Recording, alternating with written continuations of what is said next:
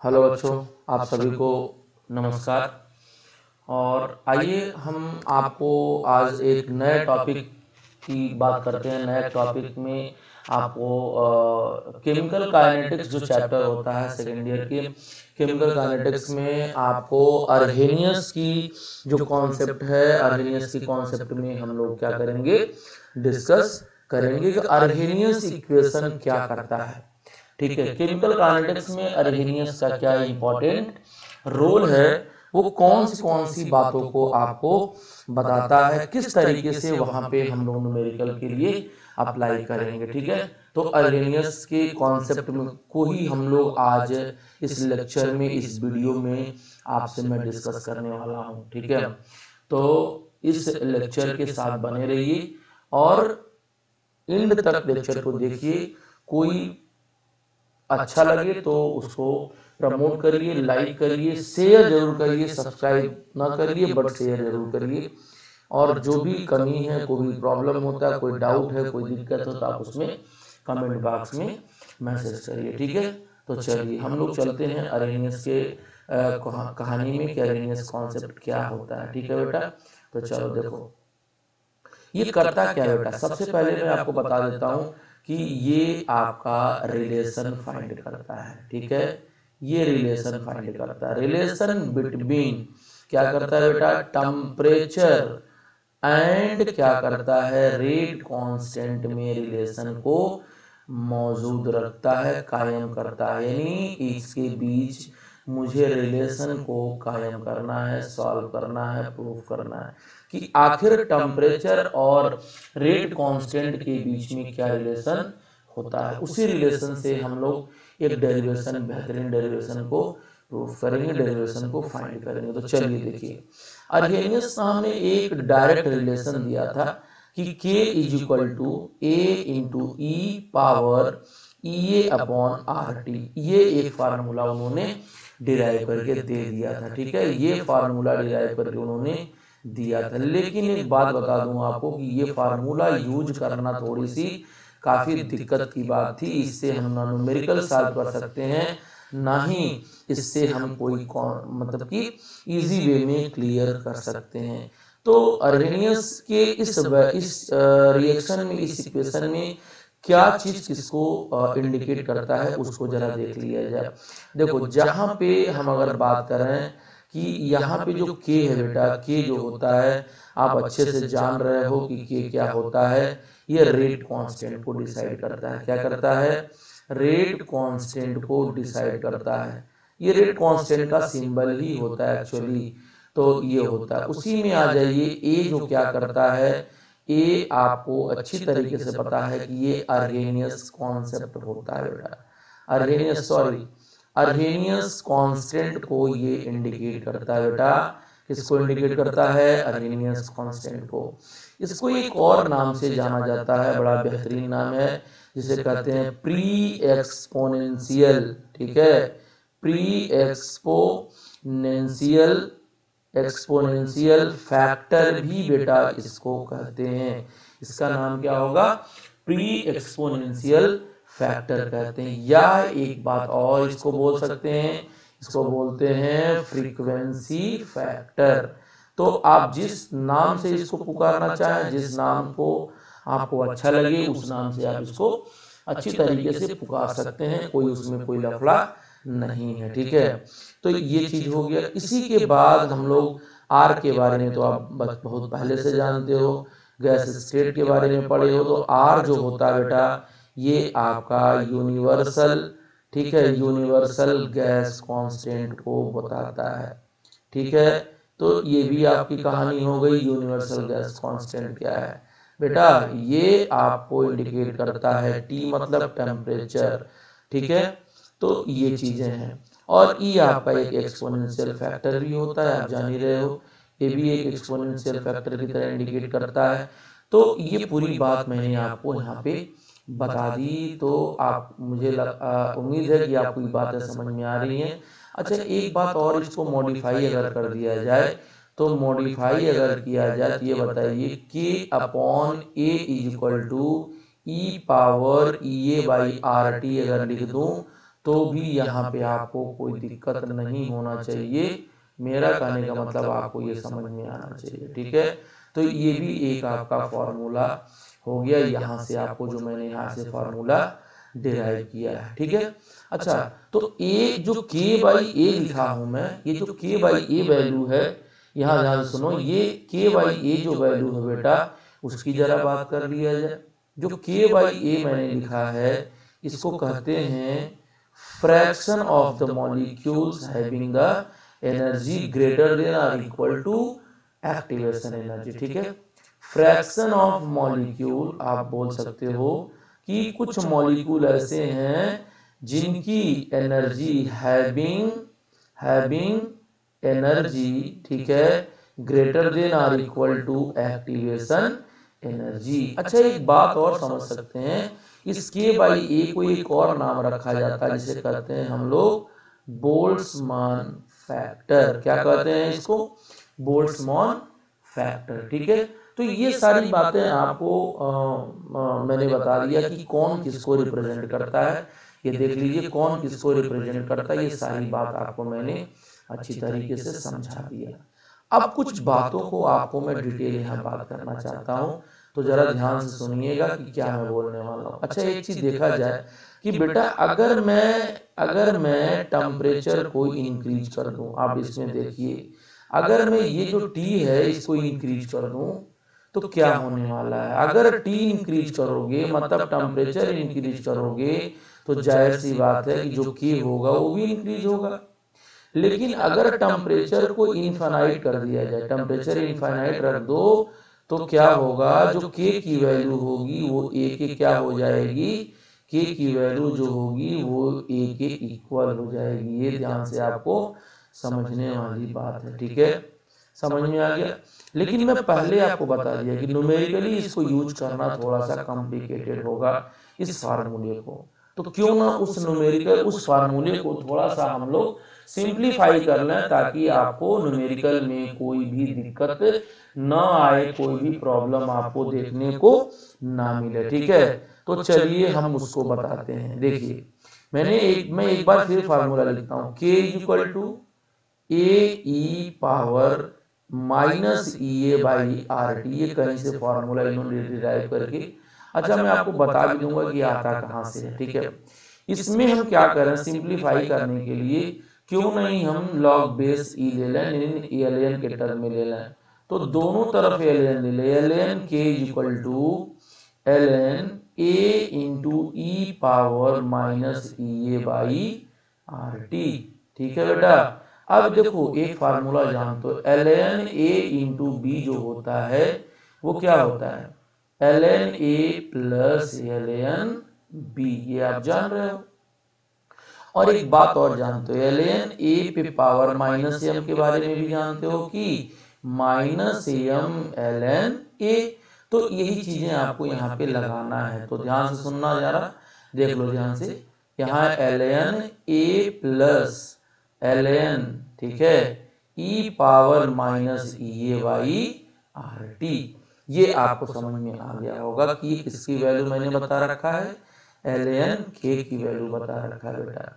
अब इसको और भी अगर हम लोग सिंप्लीफाई कर दें तो एल एन ए प्लस क्या होगा, ये देखो ये पावर के रूप में है तो यहाँ लिख देंगे minus E A by R T और ये हो जाएगा एल एन ई। तो यहाँ पे एल एन जो बेस ई होता है उसकी वैल्यू हम 1 ले लेते हैं। ये मैथमेटिकल टर्म है बेटा, ठीक है, तो आपको इस तरीके से समझ लेना है। एल एन की अब देखो L N A minus E A upon क्या हो जाएगा, आर टी। अच्छा, यहाँ ई ए क्या है, एक्टिवेशन एनर्जी को इंडिकेट कर रहा है। किसको इंडिकेट कर रहा है, एक्टिवेशन एनर्जी को। मतलब एल एन के जो होगा बेटा, एल एन के जो होगा, आप ध्यान सुनना, एक फार्मूला आपको यहाँ से मिल जाएगा, ठीक है। अब इसको भी अगर हम थोड़ा सा लीनियर इक्वेशन के टर्म में अगर सॉल्व कर लें तो देखो क्या आने वाला है यहाँ पे। एक चीज ये बताओ, क्या मैं L N is equal to minus E A upon R T plus L N A लिख सकता हूँ क्या, बिल्कुल लिख सकता हूँ। बिल्कुल लिख सकता हूँ। कैसे इसको हम लोग को इंडिकेट करना, ध्यान दो, देखो ध्यान से, ये जो आपको मैंने लिख के दिया है इसी को मुझे ग्राफिकल रिप्रेजेंटेशन कर देना है। तो एक बार मैं फिर से इस इक्वेशन को नेक्स्ट पेज पे लिखता हूँ कि जो एल आपका के है बेटा, वो किसके इक्वल है, देख लीजिए किसके इक्वल है, minus E A by R T L N A के बराबर है। ठीक है, तो क्या हो जाएगा, minus E A upon R T plus L N A. बहुत बेहतरीन डेरिवेशन है, एकदम टेंशन न लीजिए, अच्छे से समझ में आएगा। ठीक है, अब सुनिए ध्यान से। तो ये फार्मूला मुझे मिल गया। अब इसमें क्या है, जो minus E A by R है इंटू 1/t लिख दें और प्लस एल एन ए लिख दें, और ये वैल्यू किसके इक्वल हो जाएगा, एल एन के की। तो यहां से ग्राफ आपको मिल जाएगा। ये देखो y is equal to M X plus C के रूप में अगर देखा जाए तो एम एक्स प्लस सी के रूप में आपको इस इक्वेशन से एक न्यूमेरिकल आपको देखने, मतलब ये ग्राफ आप लगा सकते हो। तो उस ग्राफ को कैसे शो करना है वो जरा देख लिया जाए। उस ग्राफ को शो कैसे करना है वो जरा देख लिया जाए। देखो ध्यान से, अगर हम यहाँ पर एक ग्राफ प्लॉट करें बेटा, अगर हम लोग यहाँ पे एक ग्राफ प्लॉट करें तो देखो ध्यान से, यहाँ से ग्राफ प्लॉट कर रहा हूँ, ये आपका एक्स एक्सिस है और ये आपका वाई एक्सिस है। ठीक है, तो देखो क्या होने वाला है, यहाँ पे वाई एक्सिस पे एल एन आपका क्या हो जाएगा, के की बात करेंगे, यहाँ पे आपका एल एन के हो जाएगा, और जो एक्स एक्सिस पे है वो आपका क्या हो जाएगा, 1/t हो जाएगा। देख रहे हो यहाँ पे ये 1/t वैल्यू है। अब करना क्या है, देखो यम की वैल्यू निगेटिव में आ रहा है। ठीक है, स्लोप किस में आ रहा है, निगेटिव में आ रहा है, तो इसका मतलब कि आपको स्लोप निगेटिव में ही दिखाना है। अब ये वाली जो वैल्यू आएगी, ये वाली जो वैल्यू आएगी बेटा, ये वैल्यू क्या होगी, ये आपका जो होगा सी की वैल्यू होगा, मतलब एल एन ए की वैल्यू होगी, और जो आपका यहाँ स्लोप दिख रहा है ये क्या हो जाएगा, minus E A by R. ठीक है, तो ये भी ग्राफ आपको समझ में आ गया होगा अच्छे से। ठीक है, अब देखो ध्यान से, अब यहाँ पर एक बात और समझाने वाला हूँ। अभी भी मुझे यहाँ एल एन वाले फॉर्मूले से न्यूमेरिकल को सॉल्व करना थोड़ी सी प्रॉब्लम होगी, तो क्यों ना हम लोग एल एन को लॉग बेस 10 के रूप में चेंज कर दिया जाए, तो 2.303 क्या हो जाएगा, लॉग हो जाएगा, ये एक फार्मूला हो जाएगा। तो इसी की वैल्यू हम लोग क्या करें, नेक्स्ट पेज पे हम इसको इस वाले फार्मूले में पुटअप कर देते हैं। ठीक है, तो देखो कैसे पुटअप करेंगे, एक बार इसको मुझे फार्मूले को ये वाला लिखना होगा। ठीक है, ये वाली मेन फार्मूला, तो क्या लिखेंगे ये ध्यान से सुनना, देखो ध्यान से, ये फिर से मैं बार कॉपी कर लेता हूँ, L N K equal to, ठीक है, यहाँ पे क्या है बेटा, minus E A upon R T plus L N A. ठीक है, या तो ये वाला आप पीछे से उठा लीजिए, L N A minus E A upon R T, उससे भी कोई दिक्कत नहीं होगा। तो देखिए L N A minus E A upon R T होगा। अब यहाँ पे एल एन को लॉग में ले जाओ, तो मैंने क्या बोला, 2.303 लॉग के लिख लीजिए, यहाँ पर भी क्या हो जाएगा, 2.303 लॉग ए लिख दीजिए। फिर ये तो वैल्यू आपको वैसे ही लिखना होगा, आर और टी। ठीक है, तो ये आपको मैं इसलिए बता रहा हूँ कि आपको डेरिवेशन समझ में आए, नहीं तो मैं डायरेक्ट फार्मूला अगर बता देता तो डायरेक्ट फार्मूले से भी आप सवाल को सॉल्व कर सकते थे। ठीक है, तो देखो ध्यान से, अब मुझे करना क्या है, मुझे करना ये है कि इसमें सब में 2.303 से मुझे डिवाइड कर देना है, थोड़ा और सिंप्लीफाई हो जाएगा और मजा आएगा। तो ये हो जाएगा, फिर इसके नीचे जब लिखोगे तो ये तो वैल्यू पूरा का पूरा यहाँ चला जाएगा। तो क्यों ना एक बार फिर से मैं एक स्टेप लिख लेता हूँ, मतलब कि आपका क्या बच गया, log K is equal to log A minus E A upon 2.303 R T. ठीक है, ये आपका हो जाएगा। तो ये भी एक आपका फार्मूला बन गया, ये भी आपका क्या हो गया, एक फार्मूला बन गया। अब इस फार्मूले को अगर हम लोग मॉडिफाई करके लिख दें, थोड़ा चेंज करके लिख दें, तो क्या लिख सकते हैं, लॉग के, हम यहाँ आर लिख देता हूँ, log K is equal to minus E upon 2.303 R into 1/t plus log A लिख दिया मैंने। अब यहाँ पे आप क्या देख रहे हो, यहाँ देख रहे हो कि ये y की वैल्यू है, ये m की वैल्यू है, ये x की वैल्यू, ये c की वैल्यू है। तो इसका भी आपको एक ग्राफ अच्छे से मिल जाएगा। क्या मिल जाएगा ग्राफ, y एक्सिस पे आपको log के लिखना होगा, x एक्सिस पे आपको क्या होगा 1/t लिखना होगा। अब जब आपको ग्राफ प्लॉट करना होगा तो यहाँ पे जो स्लोप आएगा बेटा वो भी निगेटिव में, क्योंकि निगेटिव में दिख रहा है ये, तो ये हो जाएगा, जो स्लोप आएगा ये होगा minus E by R T हो जाएगा। ठीक है, तो ये स्लोप क्या कर रहा है, अब यहाँ से हम ई आसानी से कैलकुलेट कर ले सकते हैं।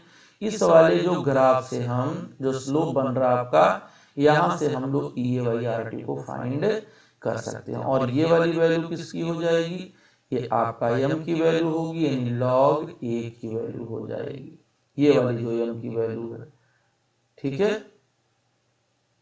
सॉरी c की वैल्यू, ये c की वैल्यू होगा log a, तो यहाँ पे हो जाएगा।